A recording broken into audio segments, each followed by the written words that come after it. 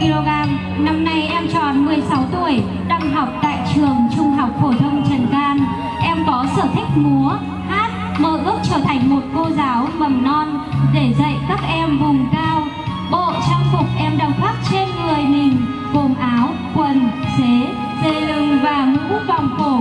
Chiếc áo được thiết kế bằng hoa văn các loại hoa khác nhau, quần, xế màu đen, chiếc dây lưng và mũ được thiết kế một cách tỉ mỉ của người phụ nữ bông trắng. Bộ trang phục em đang khoác hôm nay đã góp phần tô thêm những nét đẹp của tất cả mọi người. Sân khấu Cuối cùng, em xin chúc cho các bạn thí sinh thật tỏa sáng trong đêm nay.